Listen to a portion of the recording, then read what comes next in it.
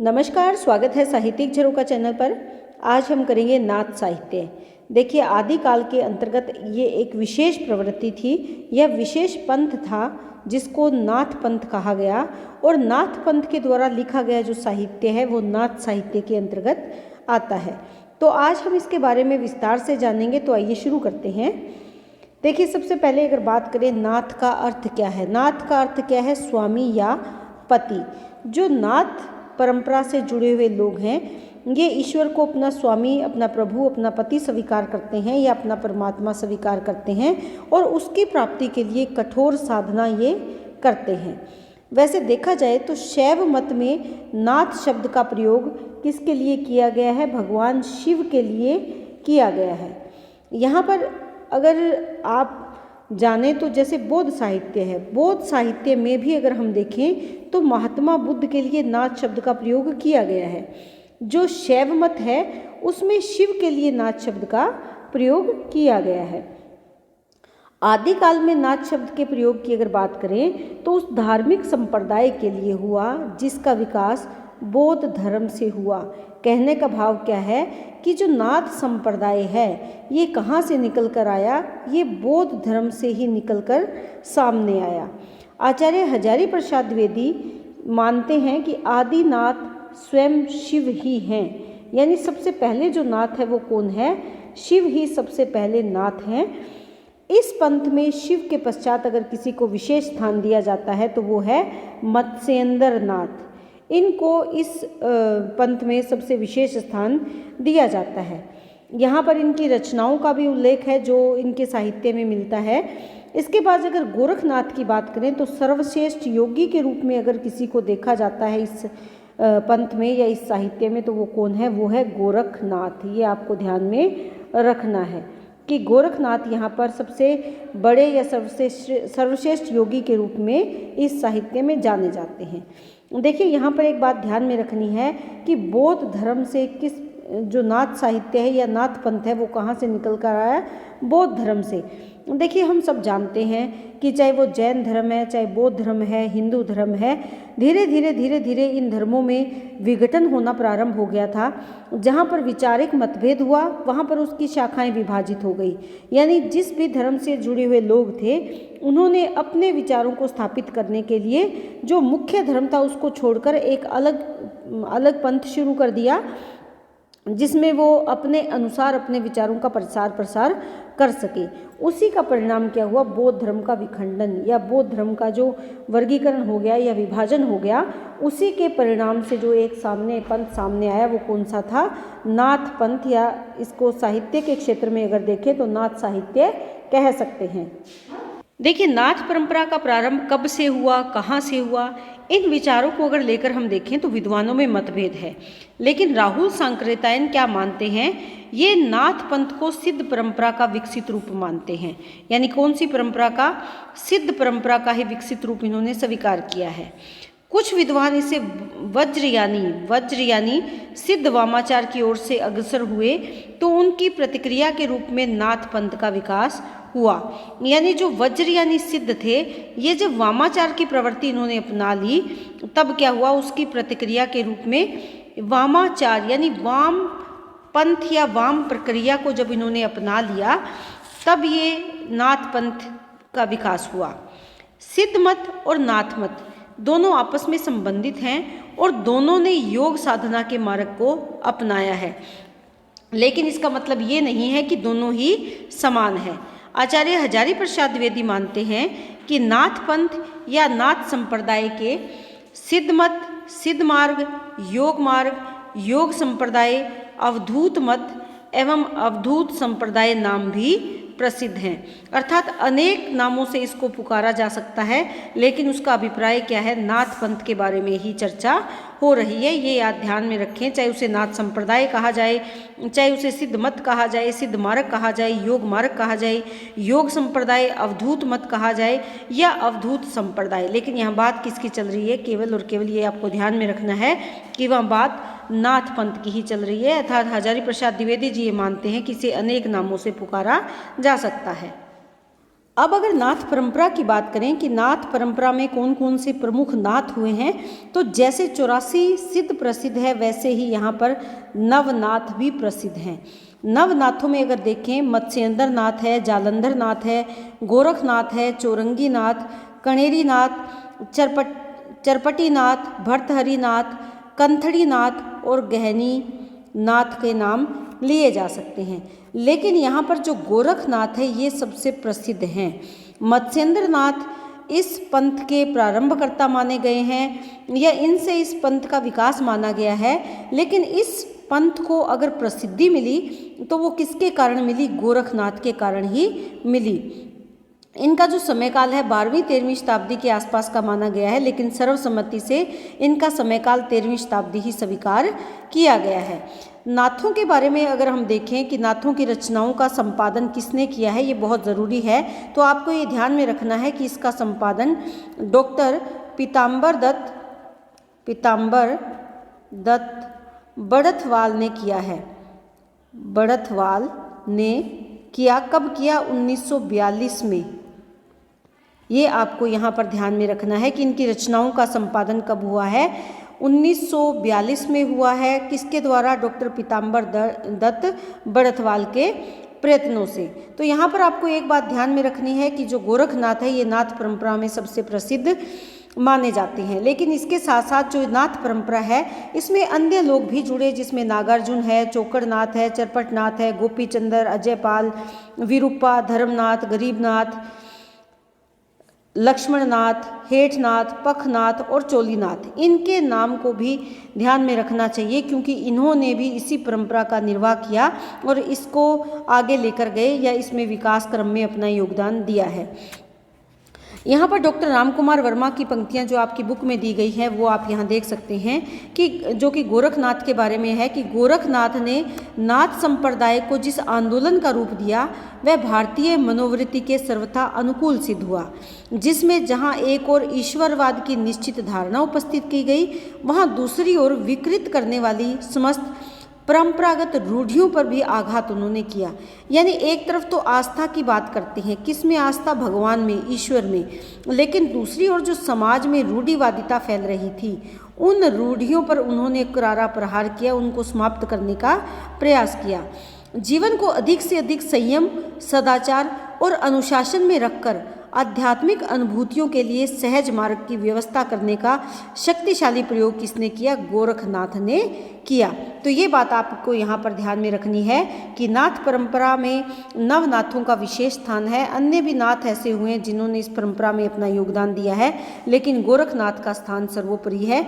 और गोरखनाथ ने जहाँ ईश्वरवाद को स्थापित करने की कोशिश की या ईश्वर में भरोसा या विश्वास को महत्व दिया हठ योग साधना के माध्यम से, वहीं पर उन्होंने समाज को विकृत करने वाली जो रूढ़िवादिता थी उस पर भी प्रहार किया। और बल किस पर दिया? संयम और सदाचार व अनुशासन का सहारा लेकर आध्यात्मिक अनुभूति के द्वारा सहज जीवन को जीने पर उन्होंने बल दिया, ताकि जीवन को सहजता से जिया जा सके और समाज को सदाचार के मार्ग पर और अनुशासन के मार्ग पर चलाया जाए। ऐसे प्रयास किसने किए? गोरखनाथ ने किए हैं। इसके बाद अगर नाथ पंथ की प्रवृत्तियों की या विशेषताओं की अगर बात करें कि इस साहित्य में जो नाथों के द्वारा लिखा गया जो साहित्य है, उस साहित्य की जो विशेषताएं या प्रवृत्तियां हैं वो कौन सी हैं? तो नाथ साहित्य की विशेषताएं क्या है? उसमें सबसे पहला पॉइंट हम ले सकते हैं हठ योग साधना पर बल। देखिए, ये हठ योग साधना अगर हम देखें तो मूलतः पतंजलि योग से प्रभावित है, पतंजलि योग से प्रभावित दिखाई देती है, उसी दर्शन से मिलती जुलती है। यहाँ पर काया साधना के अंतर्गत यानी काया अपने देह पर कैसे हमें संतुलन रखना है उसको महत्व दिया गया है।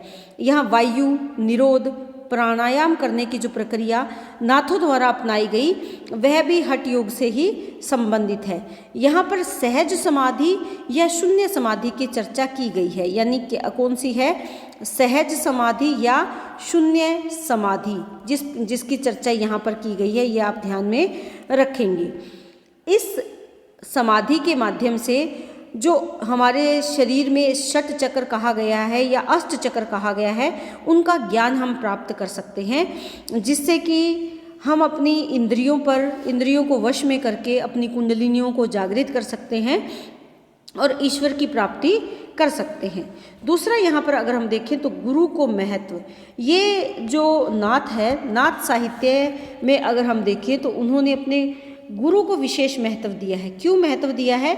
ये मानते हैं कि योग मार्ग पर चलने के लिए और ईश्वर की प्राप्ति के लिए अगर कोई सहायता कर सकता है तो वो स्वयं सच्चा गुरु ही कर सकता है, जो जीवन के अंधकार को प्रकाश में बना सकता है और हमें हमारा सही मार्गदर्शन कर सकता है। तो इन्होंने गुरु को महत्व दिया है। कुछ कुछ बिल्कुल कबीर की तरह, जैसे कबीर गुरु को महत्व देते हैं, ये भी गुरु को महत्व देते हैं। गोरख बाणी में भी उन्होंने अपने विचार व्यक्त किए हैं। कहते हैं कि नाथ निरंजन आरती गाऊं, गुरु दयाल आज्ञा जो पाऊं, कि मैं अपने नाथ की, स्वामी की आरती गाता हूँ, लेकिन कब, जब गुरु मुझे आज्ञा दे तो मैं उसको प्राप्त कर सकता हूँ। उसके बाद अगर देखें शून्य काल में विश्वास, देखिए नाथ पंथ के जो लोग हैं, इनके साहित्य से हमें ज्ञात होता है कि ये ईश्वर को शून्य में मानते हैं। ईश्वर किस में निवास करते हैं? शून्य में निवास करते हैं। इन्होंने शून्य को परम तत्व, निरंजन और परम शिव भी कहा है। नाथ योगी इस शून्य साधना को प्राज्ञा, उपाय, वज्र तथा सहज मार्ग द्वारा पूरा करता है। इसके अंतर्गत जैसे आपने सुना होगा, ईड़ा का सुना होगा, पिंगला का सुना होगा, ईड़ा, पिंगला, और इन जो हमारी कुंडलिनियाँ हैं, इनको जगाकर ही हम अपने षट चक्रों को जागृत करते हैं और आज्ञा चक्र तक पहुँचते हैं। इसी स्थिति को पार करके एक जो योगी है वो एकाग्र हो जाता है और सहज दशा को पा लेता है। कौन सी दशा पाना चाहता है योगी? सहज दशा। ये सहज दशा क्या है? यही दशा तो है जो महादशा कहलाती है। सहज दशा को ही नाथ साहित्य में महादशा कहा गया है, जहाँ पर पहुंचकर जीव और ईश्वर की शून्यता की जो द्वैतता है या जो द्वैतवाद की भावना है वो क्या हो जाती है? समाप्त हो जाती है। यानी जीव और परमात्मा एकाकार हो जाते हैं। जीव और जो ईश्वर या परमात्मा है वो क्या हो जाते हैं? एकाकार हो जाते हैं। कौन सी दशा में पहुंचकर? महादशा में पहुंचकर। यहाँ पर गोरखनाथ ने इस बात को अपनी वाणी के माध्यम से अभिव्यक्त भी किया है। उसके बाद चौथा अगर हम देखें तो वो क्या है? शैव मत का प्रतिपादन। शैव मत नाम से ही स्पष्ट है, शिव से प्रभावित। देखिए जो नाथ पंथियों का जो वज्र यानी संप्रदाय के सिद्ध हुए हैं, उन्हीं से विकास हुआ है, ये हम जान चुके हैं। अतः यहाँ पर यही कारण है कि इन्होंने किसको महत्व दिया? शैव मत को महत्व दिया है, क्योंकि ये इनको विरासत में मिला है। नाथों के विचारों को अगर हम जानें तो ये मानते हैं कि जब परम शिव की सृष्टि उत्पन्न करने की इच्छा हुई, तब शिव और शक्ति दोनों को समान महत्व देते हैं कि जब इस संसार की रचना करने की इच्छा हुई, तब दो तत्व उत्पन्न हुए। कौन सा? एक तो शिव तत्व और दूसरा क्या है? शक्ति तत्व। शिव का धर्म क्या है? शक्ति है, और शिव शक्ति कभी भी अलग नहीं हो सकते। इसीलिए जो मत्स्येंद्र नाथ हैं, उन्होंने कहा है कि शिव के बिना शक्ति और शक्ति के बिना शिव का कोई महत्व नहीं है। यहाँ पर अगर देखें तो इन्होंने शक्ति के 3 रूपों की चर्चा की है। पहली शक्ति कौन सी है? पहली शक्ति है चित्त शक्ति, और दूसरी शक्ति माया शक्ति। आप ये ध्यान में रखेंगे कि शक्ति के 3 रूप माने हैं, चित्त शक्ति, माया शक्ति, और तीसरी कौन सी है? जीव शक्ति।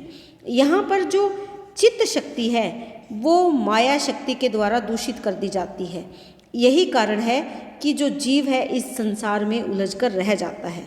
तो यहाँ पर ये मानते हैं कि अगर इस संसार का त्याग करना है तो कठोर साधना के द्वारा माया शक्ति को पराजित करना होगा, चित्त को वश में करना होगा, तभी जो जीव है ये सहज साधना या महादशा के द्वारा ईश्वर की प्राप्ति कर सकता है। तो यहाँ पर आप ये ध्यान में रखें कि 2 तत्व हैं, शिव और शक्ति। शक्ति के 3 रूप हैं, इन्हीं को वश में करके शिव की प्राप्ति की जा सकती है। गोरखनाथ ने शिव शक्ति के संयोग को क्या माना है, ये भी आप यहाँ पर बता सकते हैं शैव मत के प्रतिपादन में, कि शिव की शक्ति को शिव और शक्ति के संयोग को ये क्या मानते हैं? परा, ज्ञान, इच्छा, क्रिया और कुंडलिनी के रूप में ये ग्रहण करते हैं। इच्छा, क्रिया, ये आप ध्यान में रखें, क्रिया और कुंडलिनी। कुंडलिनी जागरण जो हमारे शरीर की प्रक्रियाओं को वश में करके हम अपने अंतर्चित को जागृत करते हैं, वहाँ कुंडलिनी जागरण कहा है। इस बात को महत्व किसने दिया है? गोरखनाथ ने दिया है। उसके बाद जो पॉइंट आता है वो रूढ़ियों और बाह्य आडंबरों का खंडन। देखिए, जो नाथ योगी है ये हठ योग साधना या शून्यवाद की प्रतिष्ठा को स्थापित करना चाहते हैं। हठ यानी धक्के से, जिद करके योग करो। जिद करके कैसे? अपने शरीर के साथ, अपने देह के साथ हट करो, यानी उसे कष्ट दो और योग के द्वारा अपने ईश्वर की प्राप्ति करो। ये मानते हैं कि मानव का मन पवित्र है तो योग साधना के द्वारा सहज दशा की प्राप्ति की जा सकती है। जैसे मैंने अभी बताया था, सहज दशा या महादशा। सहज दशा कौन सी है? जो हमें महादशा तक पहुंचाती है, वो कौन सी दशा है? सहज दशा है। सहज दशा के द्वारा ही हम ईश्वर की प्राप्ति कर सकते हैं। यही कारण है कि जो नाथ पंथ को मानने वाले लोग हैं वो जो रूढ़ियाँ हैं और बाहरी आडंबर है, जैसे तीर्थ करना, व्रत करना, मूर्ति पूजा आदि है, उनका खंडन करते हैं। ये तो मानते हैं कि जो भी तीर्थ है वो सब हमारे मानव शरीर में ही निवास करते हैं, हमें केवल उन्हें ढूंढने की आवश्यकता है। जैसे इनकी दो पंक्तियां दे रखी हैं, पंथी चले चली पवना टूटे, नाद बिंदु अरुझाई, घट की भीतरी 68 तीर्थ कहाँ भ्रमे रे भाई। कि घर के भीतर ही, घर किसको कहा है? शरीर को कहा है। 68 तीर्थ है, तुम कहाँ भटक रहे हो हे भाई। नाथों ने वेद, कुरान, मंदिर, मस्जिद आदि का भी विरोध किया है। ये केवल निर्गुण निराकार ब्रह्म की उपासना पर ही भरोसा करते हैं। और इसके साथ साथ जैसे मैंने बताया आपको, सहज जीवन, सहज और सरल सादा जीवन यापन करने में ये भरोसा करते हैं, जिससे कि ईश्वर की प्राप्ति संभव हो सके। उसके बाद जो आप पॉइंट ले सकते हैं वो है सदाचार और नैतिकता पर बल। देखिए, जो नाथ पंथ के योगी हैं ये मानते हैं कि हमें सहज सरल जीवन पद्धति को अपनाना चाहिए। ये शीलवान और श्रेष्ठ योगी बनने का प्रयास करते हैं। यहाँ पर अहंकार का कोई भाव नहीं है, यानी अहम या अहंकार के भाव का त्याग करके ही अपने ईश्वर की प्राप्ति की जा सकती है। इसके लिए काम, क्रोध, लोभ, मोह, इन सब को अपने मन से निकाल कर सुख और दुख में हमें समानता का व्यवहार करना चाहिए। यानी परिस्थितियाँ चाहे कैसी भी हो, समान भाव से उनका सामना करना चाहिए। और हमेशा कैसा जीवन व्यतीत करना चाहिए? नैतिकता के और सदाचार के मार्ग पर चलकर ही शुद्ध जीवन हमें जीना चाहिए, जिससे कि ईश्वर की प्राप्ति आसानी से की जा सकती है। उसके बाद है मद्य और मांस के सेवन का बहिष्कार, यानी नशा नहीं करते। ये नशा और जो मांस है, मांस का सेवन और मदिरा का सेवन, दोनों का ये त्याग करते हैं। इनका विचार है कि मांस और मदिरा का सेवन करने से मानव कौन सी वृत्तियों से प्रभावित हो जाता है? तामसी वृत्तियों से प्रभावित हो जाता है। इसीलिए तामसी गुण का त्याग करने के लिए ये साधारण भोजन को ही महत्व देते हैं। ना तो ये मांस का सेवन करते हैं, ना ये मदिरा का सेवन करते हैं। इनके सेवन की इन्होंने अपने काव्य के माध्यम से, अपने साहित्य के माध्यम से निंदा की है। उसके बाद जो पॉइंट आता है नारी के प्रति उपेक्षा का भाव। देखिए, नारी के प्रति उपेक्षा का जो भाव है ये कहाँ से निकल कर आया? जो सिद्ध लोग थे उन्होंने क्या किया, अपने ही मठों में हीन जाति की नारियां रखी हुई थी। यानी वो नारी भोग में भरोसा करते थे, विश्वास करते थे और उसे अपनी साधना का एक भाग मानते थे। उसी के विरोध में इन्होंने इस विचार को अपनाया या इस भाव को अपनाया। उन्होंने इस नारी के साथ को नैतिक पतन के रूप में देखा कि सिद्धों ने नारी का साथ प्राप्त किया, उनके साथ भोग में लीन रहे, तो इससे उनकी नैतिकता का हनन हुआ या पतन हुआ। इसीलिए जो नाथ योगी हुए हैं उन्होंने नारी से दूर रहने का उपदेश दिया है। उन्होंने नारी को क्या कहा है? माया कहकर संबोधित किया है और उसकी उपेक्षा और निंदा भी की है और योग मार्ग पर चलने में उसे बाधा के रूप में ये मानते हैं। यही कारण है कि नाथ योगियों ने ब्रह्मचर्य, संयम और इंद्रिय निग्रह पर विशेष बल देकर नारी त्याग के लिए लोगों को प्रेरित किया है। तो यहाँ पर जैसे गोरखनाथ की पंक्तियाँ हैं, चरपट कहे सुनो रे अवधू, कामनी संग न कीजिए, कि कामिनी का साथ नहीं करना चाहिए।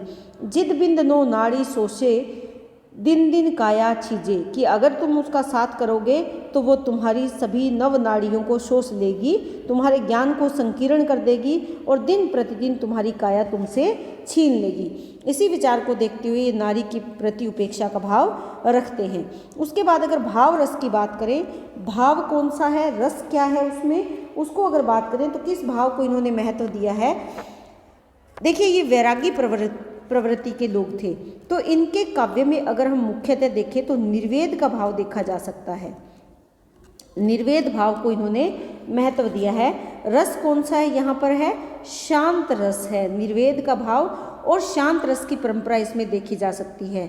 इनके विचार से जो गृहस्थ लोग हैं या गृहस्थ आश्रम में जो लोग हैं वो दयनीय जीव है, यानी वो दया के पात्र हैं। उनका स्पष्ट कहना था कि गृहस्थी का ज्ञान, नशेबाज का ध्यान, बूचे का कान, ये सब कैसे हैं, या वैश्य का मान, वैरागी की माया को खोजना व्यर्थ है। अर्थात ये मानते हैं कि अगर वो वैराग्य जीवन नहीं जीते, निर्वेद का जीवन नहीं जीते, तो वो ज्ञान को प्राप्त नहीं कर सकते। तो ज्ञान प्राप्ति के लिए इन्होंने कौन से भाव को महत्व दिया है, निर्वेद भाव को और शांत रस को महत्व दिया है। उसके बाद भाषा शैली की अगर बात करें तो देखिए, इनकी भाषा को कौन सी भाषा कहा गया है, संध्या भाषा कहा गया है। संध्या भाषा, ये आप ध्यान में रखेंगे।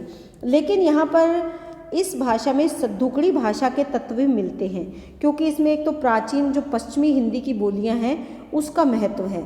दूसरा, ये क्योंकि जनसाधारण में लोकप्रिय कवि थे, तो इन्होंने लोगों की भाषाओं जैसे कि अवधी है, भोजपुरी है, राजस्थानी, पंजाबी, मगही, इन बोलियों के शब्दों को भी अपने काव्य में शामिल किया है, अपने साहित्य में शामिल किया है। तो इसलिए हम यहाँ कह सकते हैं कि इनकी भाषा मूलतः सांध्य भाषा है, लेकिन इन्होंने उस समय में प्रचलित सभी लोकमानस की भाषा का प्रयोग किया है। नाथों में प्रकृति मूलक रहस्यवाद तथा सांकेतिक शब्दों का प्रयोग भी देखा जा सकता है। उल्टबासियों का प्रयोग भी इसमें देखा जा सकता है। ये सरल ढंग से अपने भावों को अभिव्यक्त करते हैं। अभिधा शब्द शक्ति का प्रयोग इनके काव्य में आमतौर पर देखा जा सकता है। छंद और अलंकार की दृष्टि से अगर देखें तो इन्होंने जिन छंदों का प्रयोग किया है उसमें देखिए, वैसे देखा जाए तो श्लेष है, वक्रोक्ति है, अनुप्रास है, ये शब्दालंकार और छंद इसमें आए हैं। लेकिन अर्थालंकार में अगर देखिए, उपमा है, रूपक है, उत्प्रेक्षा है, प्रतीप है, विरोधाभास अलंकार है, उसका सफल प्रयोग इन्होंने किया है। इसके साथ साथ उल्टबासियों में ये प्रयोग ज़्यादा देखा जा सकता है।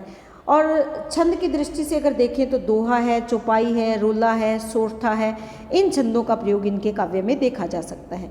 तो संक्षेप में हम कह सकते हैं कि नाथ जो पंथ है या मत है, उसका जो उद्भव हुआ वो विकारग्रस्त सिद्धों की प्रतिक्रिया के रूप में हुआ था। इनकी कुछ बातें तो सिद्धों से मिलती जुलती है, लेकिन सिद्धों की बजाय नाथों को जनता में ज़्यादा सम्मान प्राप्त हुआ। यही कारण है कि मत्स्येंद्र नाथ है, जालंधर नाथ है, गोरखनाथ है, ये ऐसे योगी हैं जिन्होंने अपने विचारों को एक आंदोलन के रूप में जनता के सामने प्रस्तुत किया, ताकि जो धार्मिक आडंबर हमारे समाज में बढ़ रहे हैं उनको दूर किया जा सके। तो इसी के साथ उम्मीद करती हूँ कि ये जो आज हमने टॉपिक किया है नाथ साहित्य, ये आपको बहुत अच्छे से समझ में आ गया होगा। बहुत बहुत धन्यवाद। इसी तरह चैनल से जुड़े रहें, लाइक शेयर सब्सक्राइब ज़रूर करें।